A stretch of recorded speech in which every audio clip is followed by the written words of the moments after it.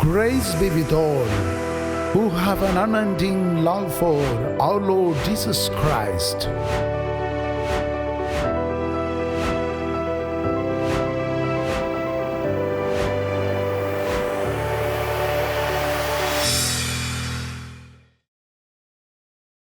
सबों को जय यीशु, हालेलुया, हल्लेलुया। मैं कुछ सालों पहले एक आश्रम में था।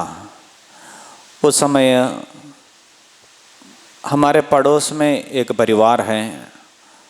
उस परिवार में 2 बच्चे लोग थे और उनमें से एक स्कूल जाने के लिए सब शुरू किया था। हमारे चर्च का ही स्कूल में इंग्लिश मीडियम में पढ़ाई करने के लिए उस समय जा रहे थे। उनके पेरेंट्स उतना सब गिरजा में नहीं आता है, वे अपने काम में लगे रहते हैं, साथ साथ कुछ ना कुछ बुरा आदत सब पेरेंट्स के ज़िंदगी पर रहा। विश्वास में उतना स्ट्रॉन्ग फैमिली नहीं रहा। और इसके बाद कुछ सालों के बाद जब मैं वहाँ पे गया, मैंने देखा उस बेटा का पढ़ाई सब 10वीं तक किया है। वो तो मालूम नहीं है कैसे भी वो पढ़ाई करने के लिए नहीं जा रहे हैं।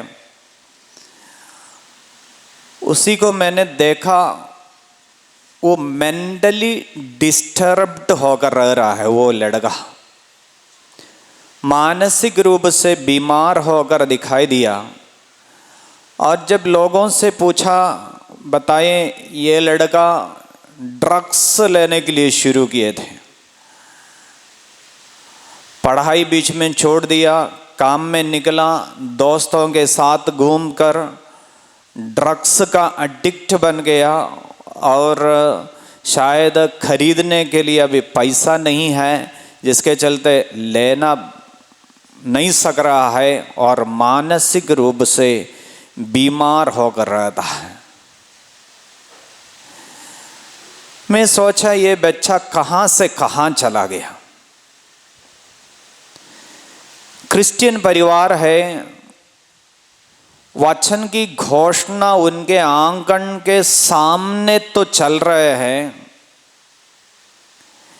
ईश्वर का वचन हमें बहुत कुछ सिखाता है पवित्रता का जीवन जीने के लिए। बुराई और सच्चाई को या सही मार्ग को ईश्वर का वचन हमें सिखाता है। इतने अनुग्रह का एक कार्य अपने आंगन में होने के बावजूद भी ये बेटा इतना बुराई की ओर चला गया, विपत्ति की ओर चला गया और एकदम अपने जिंदगी को बर्बाद करके रखा। उनके पीछे उसी का अकेला नहीं, पेरेंट्स का भी रिस्पॉन्सिबिलिटी है, माता पिताओं का भी उत्तरदायित्व है।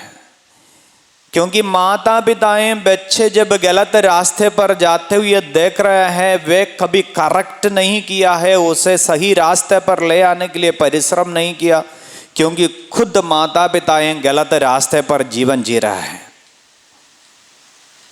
एक परिवार एकदम खत्म होते जाते हुए मैंने देखा।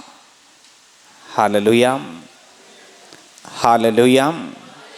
क्या प्रभु ईश्वर हमसे यही चाहते हैं? हम ईश्वर में विश्वास रखने वाले लोग ईश्वर के वचनों को सुनकर बुराई के मार्ग पर बदलना, मार्ग को छोड़ना और सच्चाई के मार्ग पर आकर अपने जिंदगी को, जीवन को, परिवार को अनुग्रह की ओर लेके जाना, यही तो वचन की घोषणा का मतलब है। ईश्वर हम मनुष्यों के जिंदगी पर केवल चमत्कार, केवल चंगाई और केवल इस धरती के अनुग्रह हमको मिल जाए, धरती पर हम हर प्रकार के सुविधा में रहे, धनी बन जाए और अन्य सुविधा में रहे, भोग विलास में रहे, यही तो अकेला नहीं है। ईश्वर के वचन की घोषणा का मतलब हम मनुष्य ईश्वर के मार्ग पर चलते हुए ईश्वर के अपने बन जाए, यही तो ईश्वर चाहता है। इसलिए हम बाइबल में मार्कुस का सुसमाचार यदि पढ़ के देखेगा, वहाँ पे ईश्वर प्रभु यीशु वचन सुनाने के बारे में देखते हैं। मार्कुस का सुसमाचार में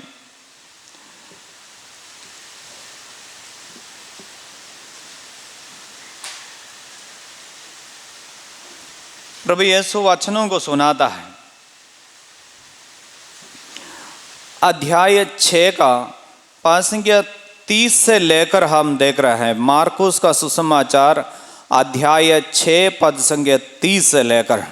यीशु के पास बहुत लोग आना जाना करते रहते थे और लिखा है यीशु को कभी भोजन करने के लिए भी समय नहीं मिलते थे। इतना लोग उनके पास आना जाना करते रहते थे, प्रार्थना छंगाई के लिए और अन्य बंधनों से छुटकारे के लिए सब लोग आते रहे। और यीशु शिष्यों से बताया, हम एक काम करेंगे, हम ये समुद्र पार करके दूसरा जगह में चले जाएंगे, वहाँ थोड़ा आराम करने के लिए शायद समय मिलेगा। इसलिए यीशु शिष्यों के साथ मिलकर समुद्र के उस पार चले गए। लोगों को समझ में आ गया ये वो कहाँ जा रहे हैं। ये देखकर बाइबल में लिखा हुआ है, लोग अपने घर से निकला और पैदल ही यीशु वहाँ पे पहुँचने से पहले दौड़ के वहाँ पे पहुँच गए। और पद संख्या 34 में लिखा हुआ है, ईसा ने नाव से उतरकर एक विशाल जनसमूह देखा। उन्हें उन लोगों पर तरस आया क्योंकि वे बिना चरवाहे की भेड़ों की तरह थे और वह उन्हें बहुत सी बातों की शिक्षा देने लगे। हालेलुया। यीशु देख रहे हैं, यीशु जहाँ पे शिष्यों के साथ थोड़ा आराम करेंगे सोचकर समुद्र के उस पार पहुँच गया। यीशु पहुँचने से पहले ही एक विशाल जनसमूह वहाँ पे पहुँच गया और उन्हें देखते हुए यीशु को उनके ऊपर तरस आया। इसके बाद प्रभु यीशु एक काम करने के लिए शुरू किया, वह है वचन सुनाने के लिए शुरू की। यीशु सबसे पहले वहाँ पे आए हुए लोगों को छंगाई करने के लिए शुरू नहीं किया। यीशु आए हुए लोगों को दुर्बलताओं को दूर करने के लिए शुरू नहीं किया। यीशु वहाँ पे आए हुए लोगों से अशुद्धात्मा को निकालने के लिए शुरू नहीं किया और उनके अन्य ज़रूरतों को पूरा करने के लिए शुरू नहीं किया। यीशु सबसे पहले क्या किया है? वचन सुनाया, लोगों को मार्ग दिखाने के लिए शुरू किया है। क्योंकि यीशु को मालूम है केवल छंगाई चमत्कार अकेला एक मनुष्य को बचाएगा नहीं। प्रभु का मतलब है, फाइनल मतलब है कि हम सभी लोगों के आत्मा बच जाए, हम एक दिन ईश्वर के राज्य पर पहुंच जाए। उसी मतलब के लिए तो पिता परमेश्वर यीशु को इस धरती पर भेजा था और वही मतलब पूरा करने के लिए यीशु अपने जीवन भर में काम करते रहा। इसलिए ईश्वर का वचन की घोषणा है, मनुष्य को गलत मार्ग से बचाकर ईश्वर के सही मार्ग पर ले आना, जीवन के मार्ग पर चलने के लिए हमको सिखाना, समझाना, यही तो वचन की घोषणा का मतलब है।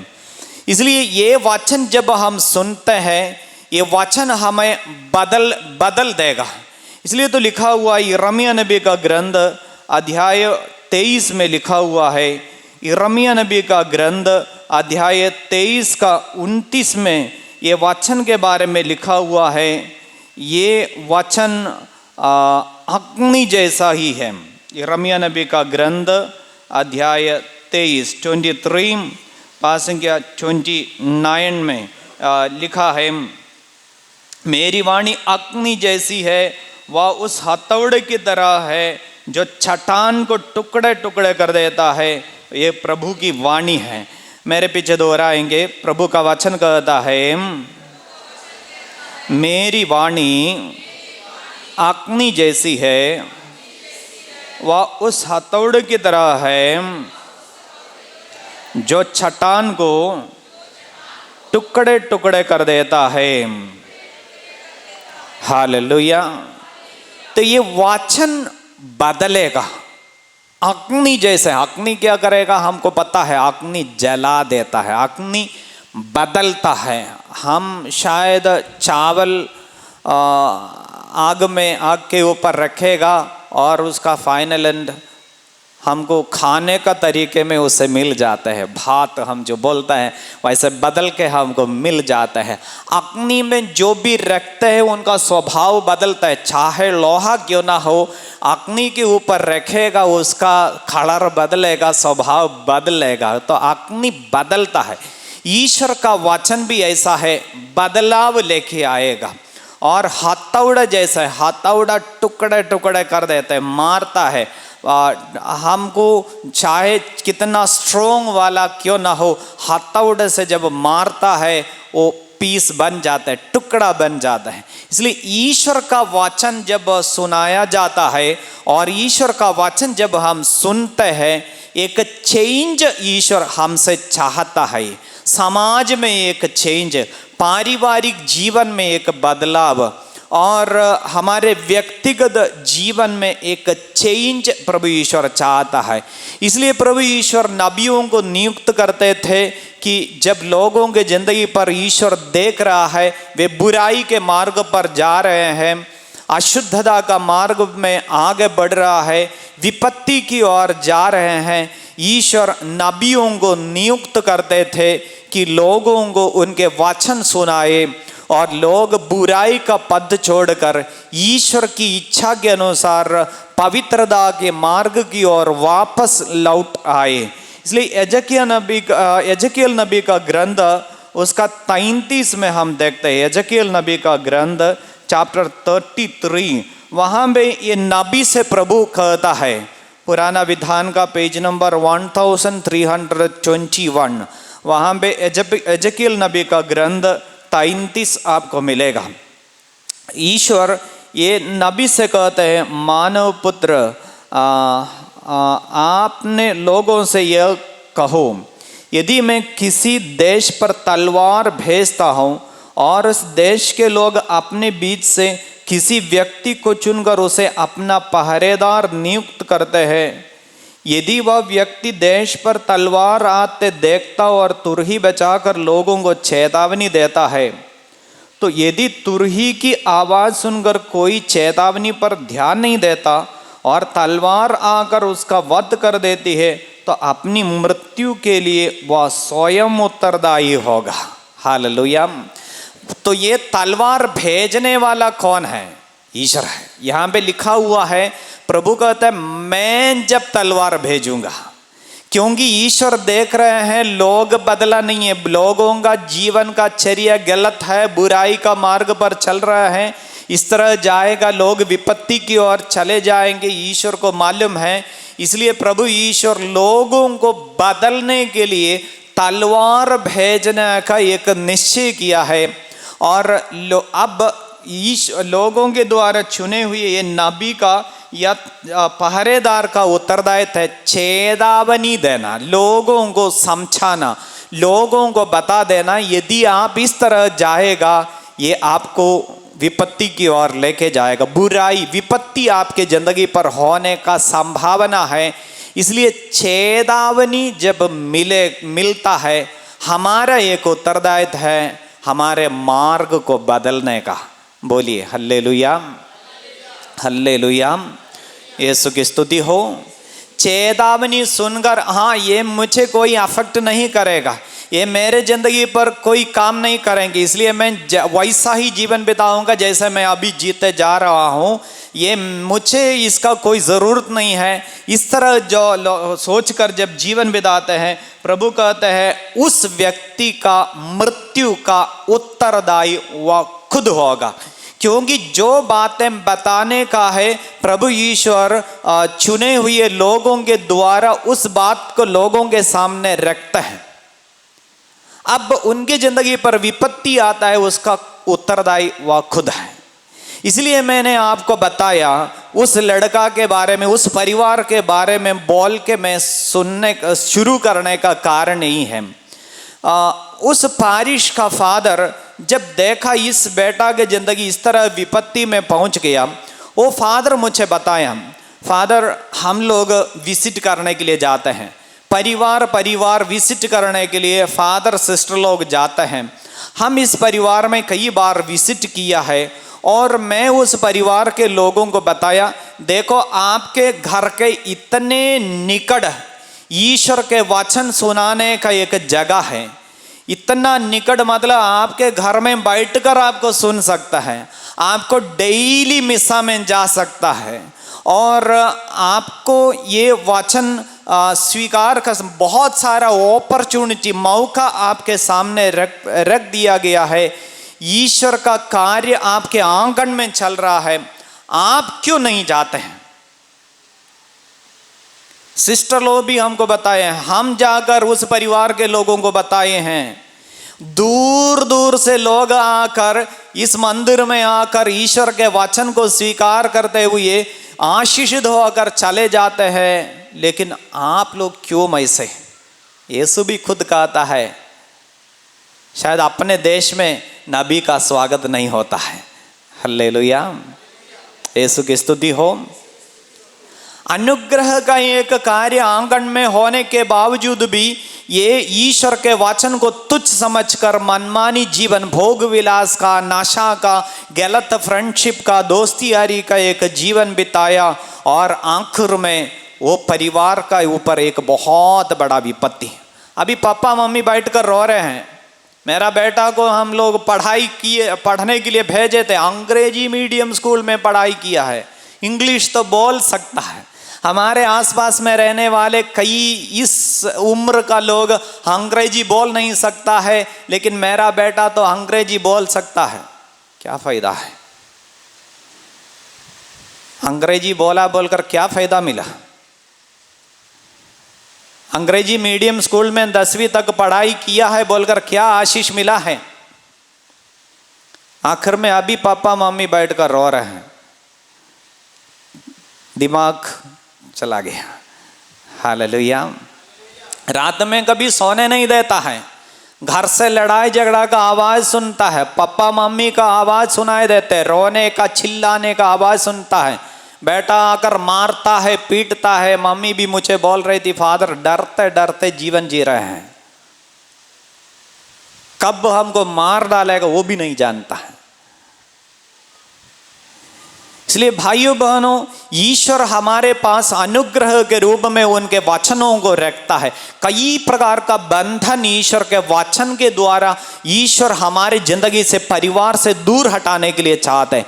विपत्ति को प्रभु ईश्वर हमारे परिवार से दूर हटाने के लिए चाहते हैं। इसलिए प्रभु ईश्वर चेतावनी के रूप में हमारे पास लोगों को भेजता है। और इसलिए फिर से आगे हम यदि पढ़ते हैं, पद संख्या 7 में इस प्रकार लिखा हुआ है, मानव पुत्र, मैंने तुमको इस्राएल के घराने का पहरेदार नियुक्त किया है। तुम मेरी वाणी सुनोगे और इस्राएलियों को मेरी ओर से चेतावनी दोगे। इसलिए चुने हुए व्यक्तियों का भी एक उत्तरदायित्व है कि जब समाज में लोग ईश्वर के मार्ग से भटकते हुए दिख रहे हैं, लोग ईश्वर को छोड़कर विपत्ति के मार्ग की ओर, बुराई की ओर जब चले जाते हैं, चुने हुए लोगों का भी एक उत्तरदायित्व है कि लोगों को चेतावनी देना। क्योंकि ईश्वर कहते हैं, मानव पुत्र, मैंने तुमको इस्राएल के घराने का पहरेदार नियुक्त किया है। तुम मेरी वाणी सुनोगे और इस्राएलियों को मेरी ओर से चेतावनी दोगे। चेतावनी देना, हाँ जो भी होता है सब चलता है, कोई बात नहीं है, मुझे खाना मिल रहा है, मेरा काम तो हो रहा है, ये सोच कर रहना नहीं। जब भी बुराई को दिखाई देता है, चुने हुए लोगों का भी एक उत्तरदायित्व है कि लोगों को उसी के ज्ञान देना, चेतावनी देना, वार्निंग देना। बोलिए हल्लेलुया, हल्लेलुया।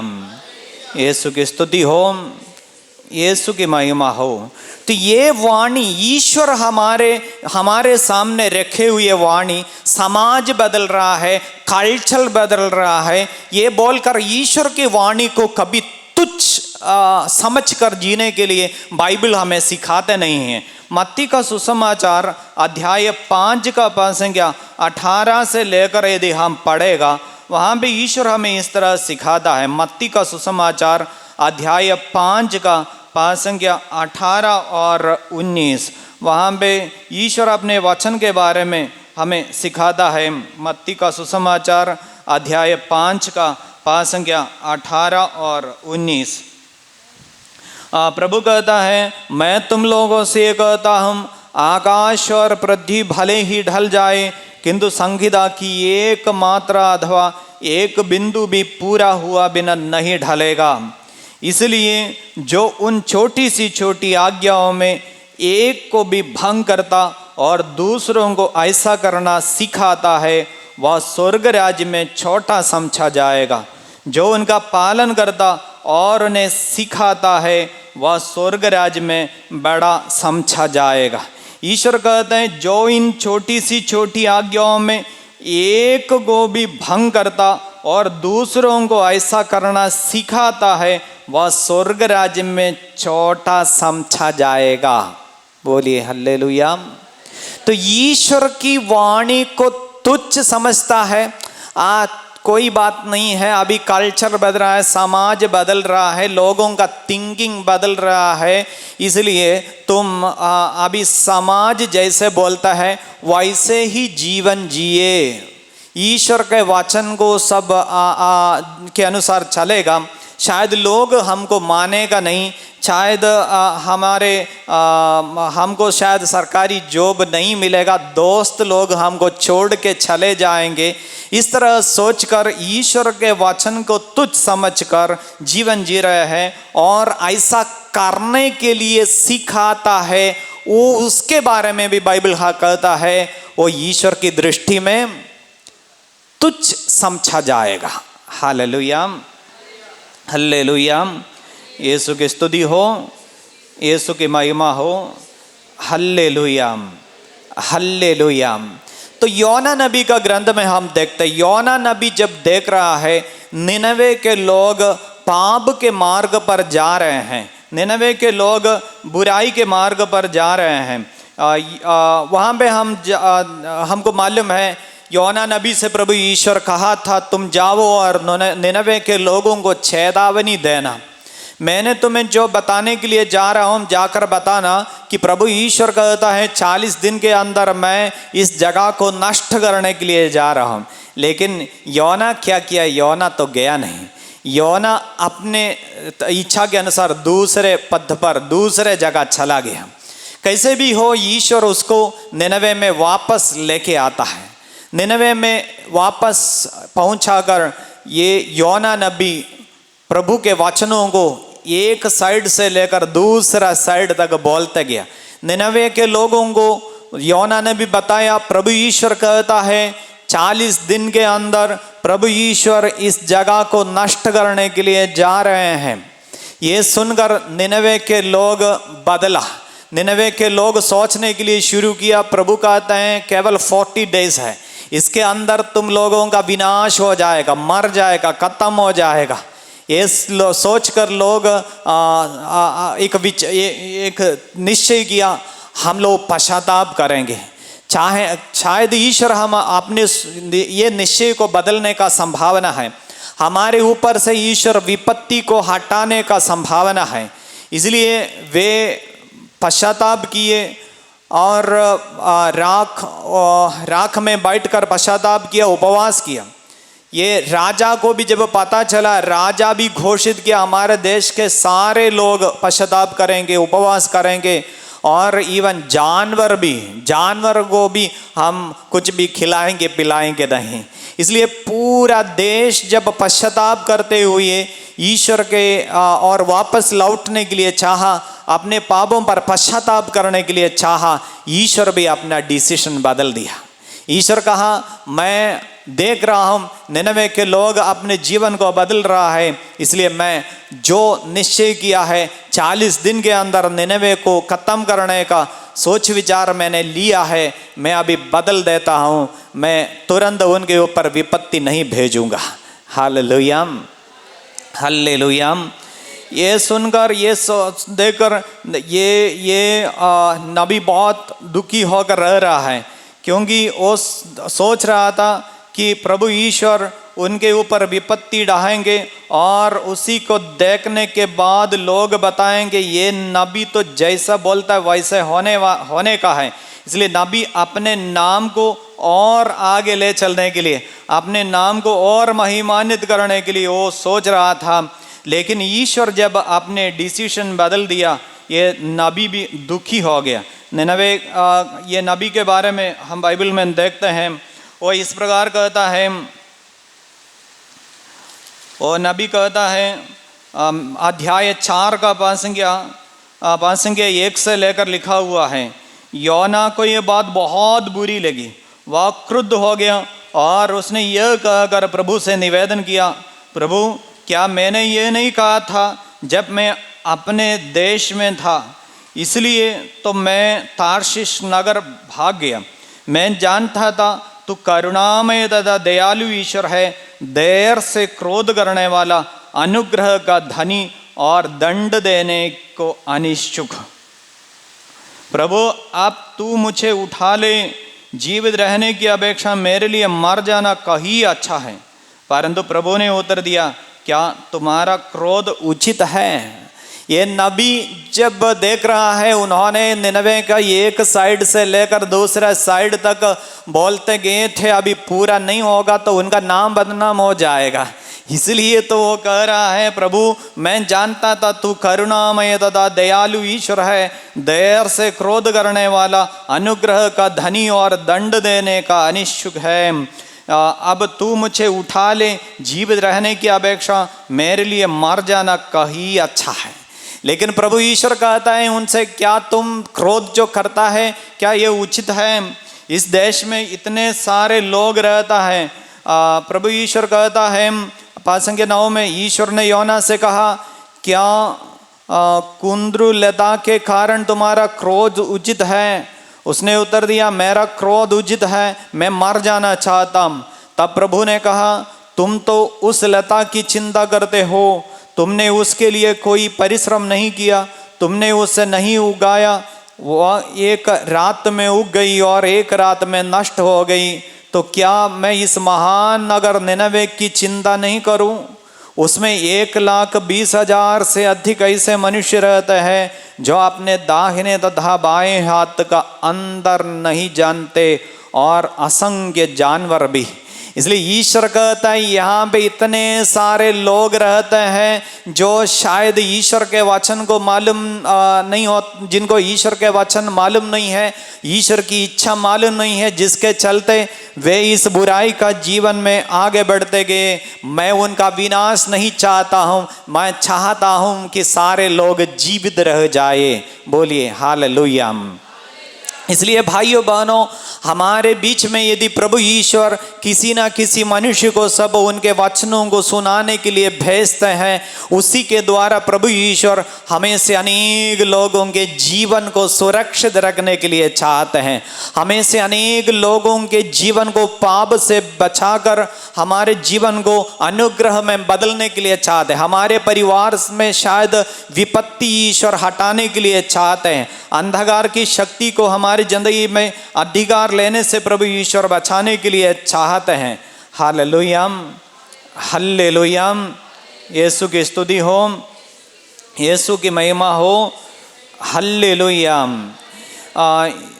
हम बाइबल में फिर से देखते हैं प्रकाशन ग्रंथ अध्याय 22 का 18 और 19 में प्रभु का वचन कहता है, इस किताब में लिखे हुए कोई भी चीज को हम अपनी मर्जी में बदलना नहीं। प्रकाशन ग्रंथ अध्याय 22 का 18 और 19 बाइबल का सबसे लास्ट में आपको मिलेगा।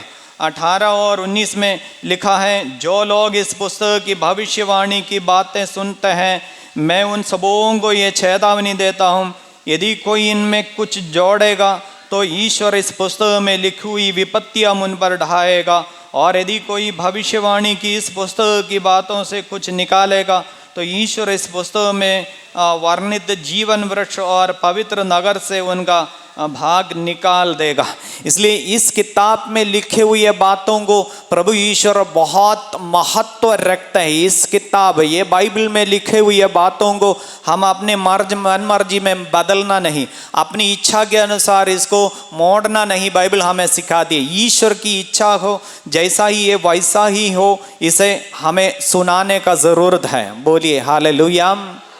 शायद सुनाने वाले व्यक्ति भी शायद अपने मर्जी में अपने पास लोगों को आकर्षित करने के लिए शायद उपयोग कर सकता है। जैसे हम योना नबी के बारे में अभी देखा, योना नबी कहते मेरा नाम बदनाम हो जाएगा, मैंने जो बोला था वो पूरा नहीं हुआ है, इसलिए लोग बताएगा ये नबी बोलने से होगा नहीं, इसलिए मेरा नाम बदनाम हो जाएगा। वो अपने नाम को महत्व देने के लिए चाहते हैं।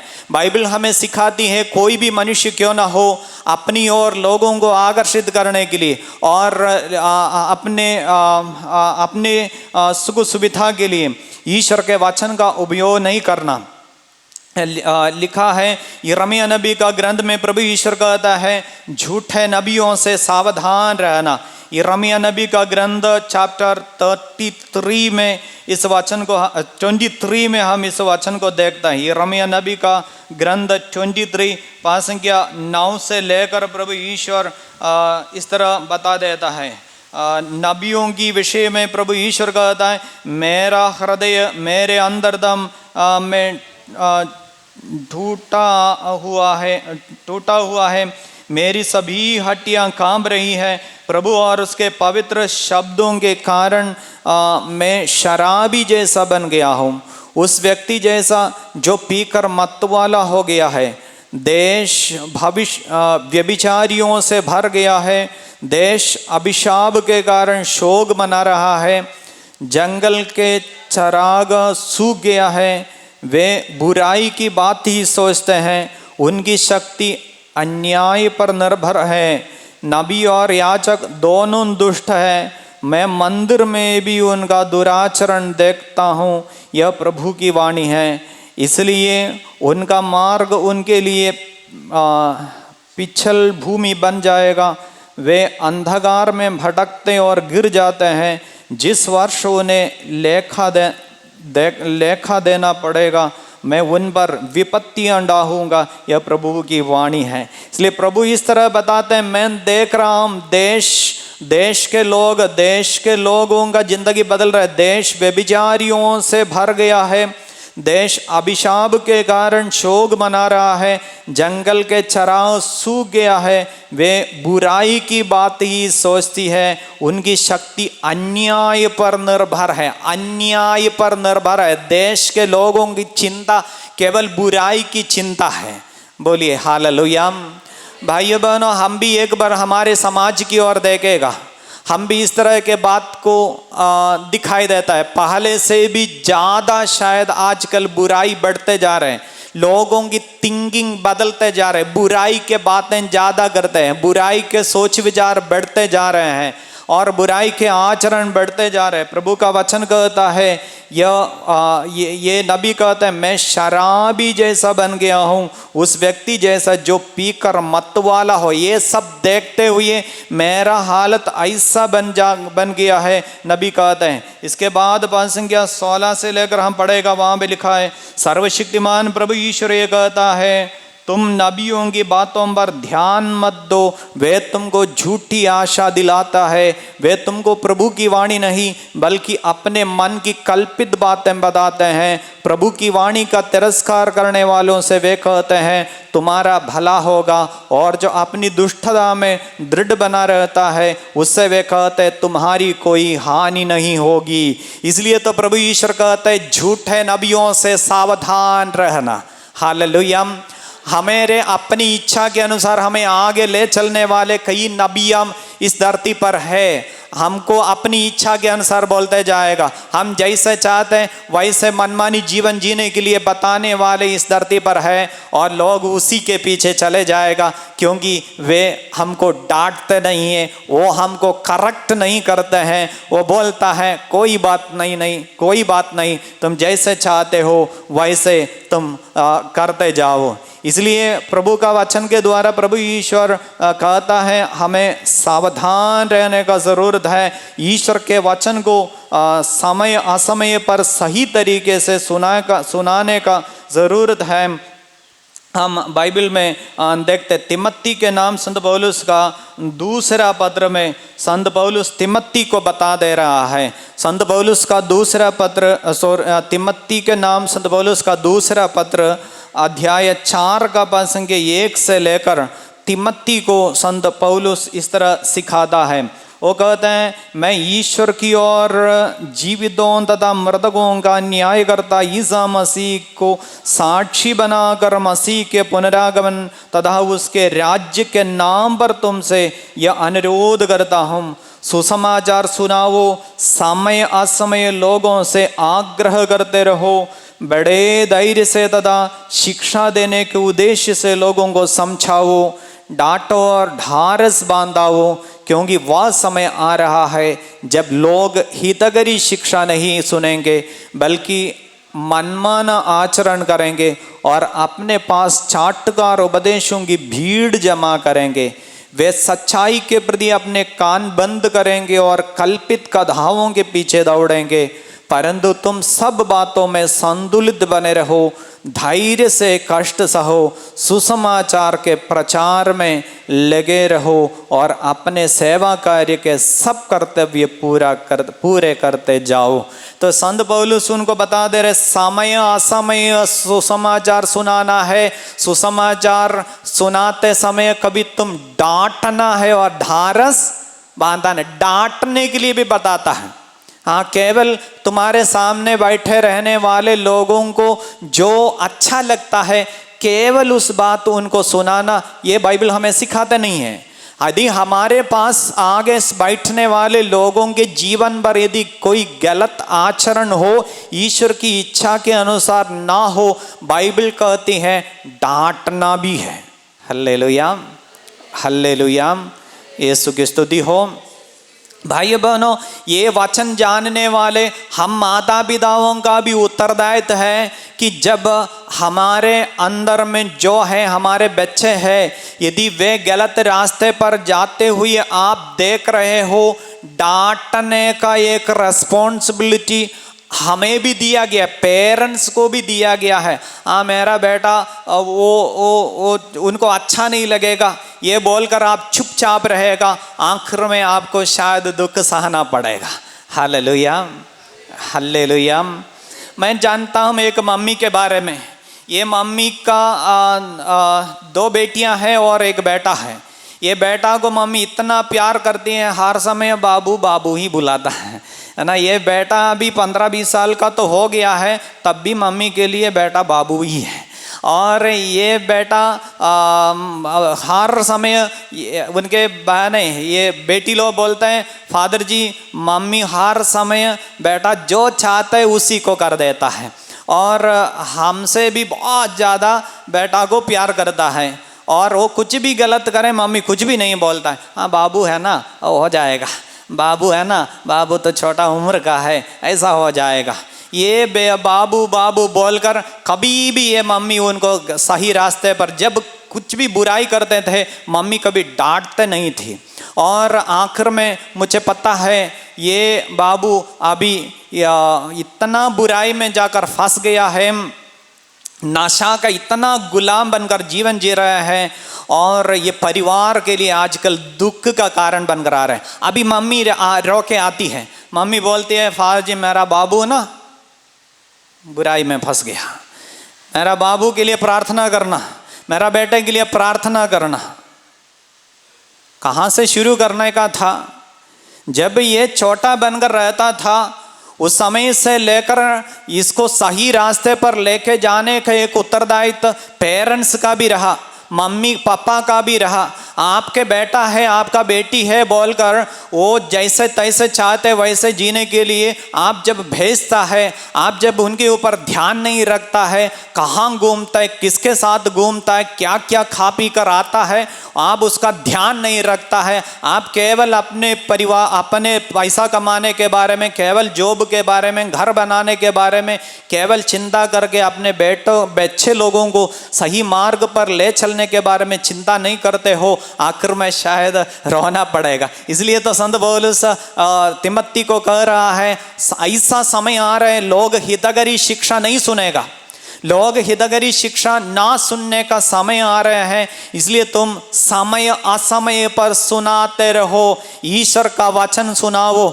इसलिए हमारे फादर लोग सब विदेश में सेवा करता है या इधर से वचन सुनाने के लिए जाते हैं, बताता है उधर आजकल यूथ कोई आते नहीं है।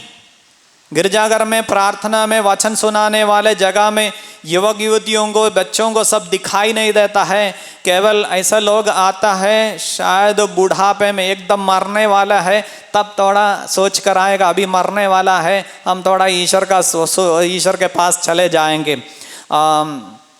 ये हमारा झारखंड में ही रहने वाले एक फादर 2-3 साल पहले मुझे बता रहा था, वो फादर विदेश में 6 महीने का एक कोर्स के लिए गया, कुछ पढ़ाई के लिए गया।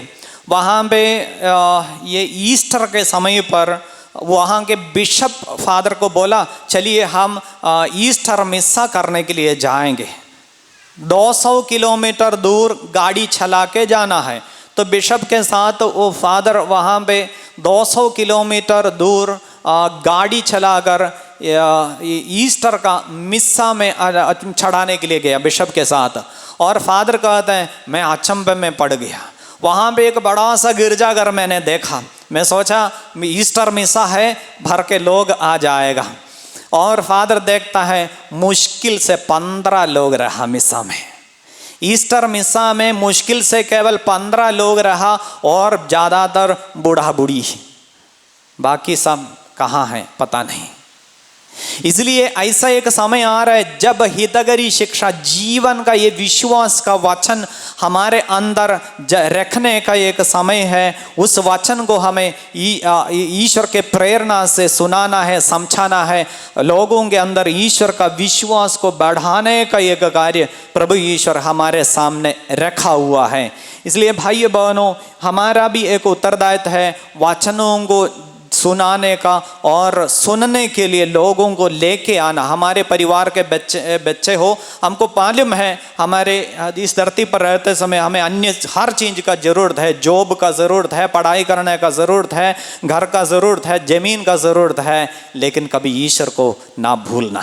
हालेलुया। क्योंकि ईश्वर कहते हैं मनुष्य को इससे क्या लाभ, वो सारा संसार प्राप्त कर ले लेकिन अपना जीवन है गवा दे या आत्मा नष्ट हो जाए। आखिर में हमको खाली हाथ इस धरती छोड़कर जाना पड़ेगा, और आखिर में जाएगा कहाँ? ईश्वर के सामने हमें जाना हो। ईश्वर के साथ आज से लेकर जुड़े रहने का एक ज़रूरत है। तो हम सभी लोग इस समय खड़े हो जाएंगे, हम सभी लोग खड़े होकर एक पल प्रभु ईश्वर से प्रार्थना करेंगे। ईश्वर का वचन हम जो सुन रहे थे, ये वचन हमें हमारे जीवन में यदि कोई गलत रास्ते में हम चल रहे हो, ईश्वर का वचन हमें सही रास्ते की ओर लेके जाए, बुराई के मार्ग को हटाकर पवित्रता के मार्ग पर आने के लिए ईश्वर का वचन हमें सहायता दे। हम हाथों को जोड़ेंगे, आंखें बंद करेंगे, एक पल ईश्वर से प्रार्थना करें।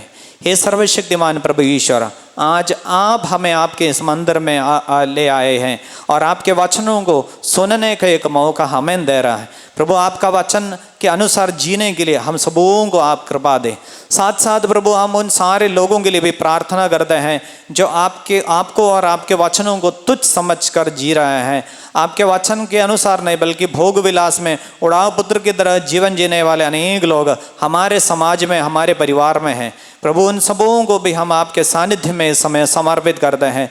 सबों के लिए आपसे दया याचना करते हैं, आपकी ओर वापस लौट आने की कृपा। जैसे उड़ाव पुत्र घर की ओर, पापा की ओर वापस लौट आए और पापा के अधीनता में रहा, वैसे प्रभु आपकी ओर वापस लौट कर आपके वचन के अधीनता में आपकी इच्छा के अनुसार जीने की कृपा सभी लोगों के लिए हम मांगते हुए मांग की मध्यस्थता द्वारा प्रार्थना करते हैं। प्रणाम मरियम,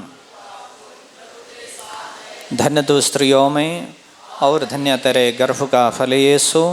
हे संत मरिया, परमेश्वर की माँ, प्रार्थना कर हम पापियों के लिए अब और हमारे मरने के समय। आमीन। पिता, पुत्र और पवित्र आत्मा की महिमा होवे। सबों को जय यीशु।